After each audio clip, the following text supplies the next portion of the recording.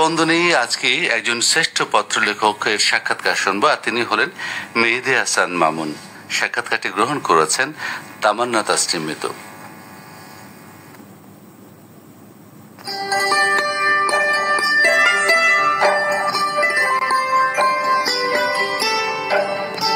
শ্রোতারাই হলো আমাদের অনুষ্ঠানের প্রাণ। তাদের সুচিন্তিত মতামতের মাধ্যমে আমাদের সকল আয়োজন হয়ে ওঠে সুন্দর আর প্রাণবন্ত। স্পন্দন অনুষ্ঠানের ভালো লাগা মন্দ লাগা সহ সকল বিষয়ের মতামত শ্রোতারা দিয়ে থাকেন সেতুবন্ধে পত্রলেখার মাধ্যমে।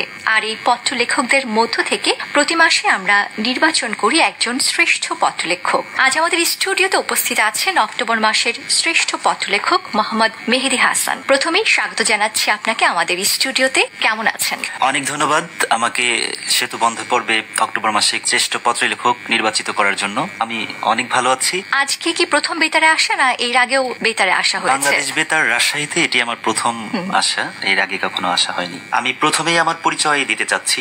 আমি মেহেদী হাসান মামুন, সভাপতি আপন বেতার শ্রোতা সংঘ, গ্রাম জিয়নপুর চরিডাঙ্গা, পোস্ট জিয়নপুর, থানা দৌলতপুর, জেলা মানিকগঞ্জ থেকে এসেছি। আমি ডুয়েট থেকে গ্রাজুয়েশন সম্পন্ন করে আমি চট্টগ্রাম বন্দরে একজন প্রকৌশলী হিসাবে কর্মরত আছি। পরিবারে কে কে আছে? আমরা 3 ভাই 2 বোনের মাঝে আমি সবার ছোট এবং বাবা মা আছেন। পরিবারের সবাই সহ কি বেতার শোনা হয়, না বেতারের প্রতি আগ্রহটা শুধু আপনারই? আমার বেতার শোনার হাতে খড়ি যদি বলা যায় তাহলে আমার বড় ভাইয়ার হাত ধরে। কেননা আমার বাবা বিভিন্ন জায়গায় জবের সুবাদে তাকে বাহিরে থাকতে হতো। তিনি আমাদের পরিবারে একটি রেডিও কিনে দিয়েছিলেন। আমার বুদ্ধি হওয়ার পর থেকে আমি সেই রেডিও শুনি এবং কি তখন থেকে আমার রেডিওর প্রতি একটা প্রীতি কাজ করে এবং ভালোবাসা কাজ করে। শিক্ষা জীবন কি মানিকগঞ্জে শুরু হয়েছে? আমার শুরুটা মানিকগঞ্জ, তারপর আমি ফরিদপুরে কলেজ লাইফ, ডুয়েট থেকে আমার গ্রাজুয়েশন কমপ্লিট করেছেন। তারপরে আমি বিভিন্ন মন্ত্রণালয়ে কয়েকটি জব পেয়েছিলাম, সেগুলো কিছুদিন করে করে তারপরে একদম শেষ মুহূর্তে এখন চট্টগ্রাম বন্দরে আছি। আচ্ছা, খুব ভালো একটি জায়গায় আছেন আপনি। প্রথমে আপনার শ্রোতা ক্লাবের পরিচয় দিয়েছিলেন, তো শ্রোতা ক্লাবটি কোন সালে গঠিত হয়েছে? আমার আপন বেতার শ্রোতা সংঘ এটি ঢাকা কেন্দ্রে নিবন্ধিত 2011 সালে নিবন্ধিত হয়েছে। শ্রোতা ক্লাবে আপনি সহ আর কতজন সদস্য আছেন? আমরা শুরুটা করেছিলাম প্রায় 18 জন নিয়ে। এর মাঝে অনেকেই বিভিন্ন জায়গায় জব সুবাদে এখন থাকতে পারে না বা বিভিন্ন অনুষ্ঠান শুনতে পারে না, কিংবা এখন আবার অ্যাপস এর সুবাদে অনেকেই যুক্ত হয়েছে। আমাদের এখানে শ্রোতা ক্লাবে এখন যারা আছে নারী মেম্বার বেশি। মূল উদ্দেশ্যই থাকে নারীদেরকে বেতার কেন্দ্রিক করা এবং কি বয়স্ক মানুষ যারা আছে বেতার থেকে যাতে বিভিন্ন জ্ঞানমূলক পরামর্শমূলক বিভিন্ন তথ্য পেয়ে নিজের জীবনকে চালিত করতে পারে। এজন্য আসলে নারী কিশোর কিশোরী যারা আছে, বয়োজ্যেষ্ঠ যারা আছে, এদের প্রতি আমি বেতারকে শোনার জন্য অনুপ্রাণিত করি। আপনাদের শ্রোতা ক্লাবের আর কি কি কার্যক্রম আছে? প্রথমে যদি বলতে চাই তাহলে আমি শিক্ষা নিয়ে সবচেয়ে বেশি কাজ করি। কেননা ঝরে পড়া শিশুরা যাতে পিছিয়ে না থাকে বা ঝরে না পড়ে, সেজন্য আমি ব্যক্তিগতভাবে আমার শ্রোতা সংঘ থেকে তাদেরকে বিভিন্ন সময়ে বিভিন্ন শিক্ষা উপকরণ দিয়ে সহায়তা করি এবং সবচেয়ে যে উল্লেখযোগ্য ভূমিকা রাখি সেটি হলো তাদেরকে বোঝানো। একটা পরিবারকে যদি বোঝাতে সক্ষম হই যে আসলে শিক্ষা মানুষের জীবনকে পরিবর্তন করতে সক্ষম, তাহলে সেই পরিবার থেকে প্রতিবন্ধকতা তেমন ভাবে থাকে না। আমার শ্রোতা ক্লাব শিক্ষামূলক কাজের পাশাপাশি আমরা সামাজিক কাজকর্ম যেমন বাল্য বিবাহ রোধ, গাছ লাগাই বিভিন্ন সময়, আবার উঠান বৈঠকের মাধ্যমে আমরা বিভিন্ন সময় বেতার থেকে প্রাপ্ত যে তথ্যাদি, এখন যেমন HPV টিকা কার্যক্রম চলছে, এই বিষয়গুলো আসলে সবার মাঝে ছড়িয়ে দেয়া, এগুলোই মূলত আমরা শ্রোতা ক্লাব থেকে করে থাকি। আর এরপরে একটু জানতে চাই যে বাংলাদেশ বেতার রাজশাহী কেন্দ্রের কোন অনুষ্ঠান শোনা হয়? আমি যদি বলতে চাই তাহলে বলবো যে কোন অনুষ্ঠান আমি শুনি না। আচ্ছা, সকালে শুরু হয় আমার স্পন্দন থেকে, একদম রাতে অনুষ্ঠান ঘোষণার মাধ্যমে, তখন পর্যন্ত বহাল তবিয়তে থাকি আমি বেতারের সাথেই। স্পন্দনের কোন কোন পর্ব বেশি ভালো লাগে? আসলে ভালো লাগার জিনিসের সবকিছুই ভালো লাগে কেন যেন। যাকে ভালোবাসি তাকে পুরোটা দিয়েই ভালোবাসি, তেমনি ভাবে বলতে চাই আমি স্পন্দনকে ভালোবাসি পুরোটা দিয়েই। তারপরেও যদি বলতে হয় যে স্পেসিফিক ভাবে কোন পর্বটি ভালো লাগে, তাহলে বিজ্ঞান ও প্রযুক্তি যে পর্বটি আছে সেটি আমার মন ছুঁয়ে যায়। কেননা এখান থেকে সমসাময়িক প্রযুক্তি ভিত্তিক বিভিন্ন তথ্য আমরা পেয়ে থাকি যেটি জীবনে কাজে লাগাতে সক্ষম, এবং কি উপসম একটি পর্ব আছে যেটি বিভিন্ন রোগ সম্পর্কিত তথ্যাদি দিয়ে থাকে। এটি খুবই ভালো। বিশেষ পর্ব বলতে চিঠিপত্রের জবাবদানের অনুষ্ঠান, যেটি সবাইকে মুগ্ধ করে এবং কি আমরা অধীর আগ্রহ নিয়ে বসে থাকি আমাদের চিঠি এবং মেইলের জবাব শোনার জন্য, সেটি হলো সেতু বন্ধ। এই পর্বটি আমার অত্যন্ত ভালো লাগে এবং কি আমি কোনো সময়ই এই পর্বটি মনে হয় মিস করি না। যদি কখনো মিস করি তাহলে মনে হয় আমার জীবন থেকে কি যেন একটু হারিয়ে গেল।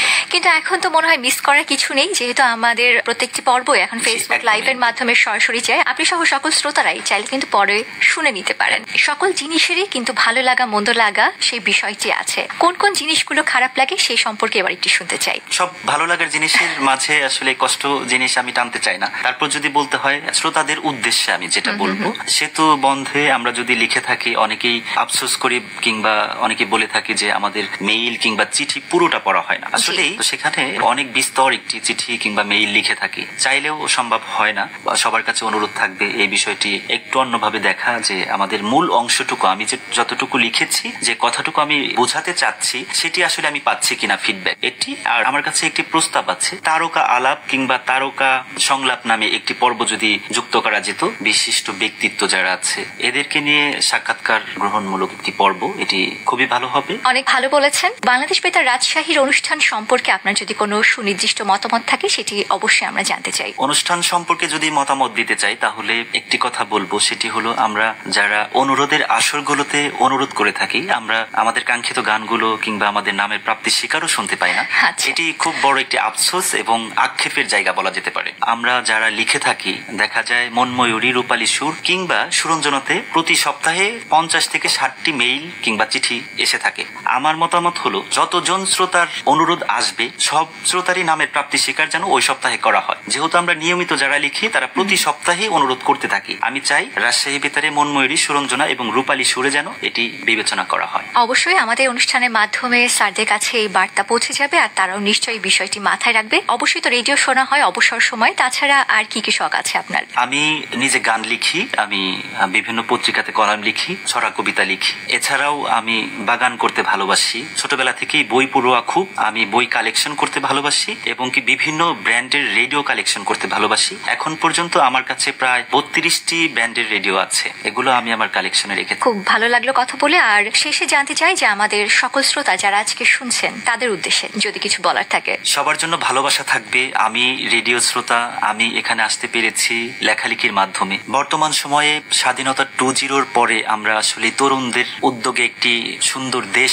আমরা আশা করি। তো বাংলাদেশ বেতারের মাধ্যমে আমার আহ্বান থাকবে এখানে যেন তরুণদেরকে বেশি বেশি যুক্ত করা হয় এবং কি বিভিন্ন অনুষ্ঠানে যারা তারুণ্য নির্ভর ব্যক্তিত্ব আছে তাদেরকে আমন্ত্রিত করে তাদের বিভিন্ন কার্যক্রম বর্তমান সময়ে যেন বেশি বেশি বাংলাদেশ বেতারে প্রচার করা হয় এবং আমরা একটি সুখী, সমৃদ্ধ এবং সুন্দর একটি দেশ কামনা করি। আমি চাই সবাই অ্যাপসের মাধ্যমে যুক্ত থাকুন, বাংলাদেশ বেতার রাজশাহীর ওয়েবসাইটে যুক্ত থাকুন, বাংলাদেশ বেতার রাজশাহীর ফেসবুক পেজে যুক্ত থাকুন, নিয়মিত কমেন্ট করুন এবং নিয়মিত লিখতে থাকুন। আমার মতো আপনারাও আসুন, বেতারকে ভালোবাসুন। আমিও আপনাদের সবাইকে ভালোবাসি, এই সাধুবাদ জানাই এবং আহ্বান জানাই। অনেক অনেক ধন্যবাদ মোহাম্মদ মেহেদী হাসান মামুন আমাদের স্টুডিওতে এসে আপনার সাক্ষাৎকারটি দেওয়ার জন্য। বন্ধুরা, আজ এখানেই শেষ করছি। আপনারা সবাই ভালো থাকবেন, সুস্থ থাকবেন। খোদা হাফেজ।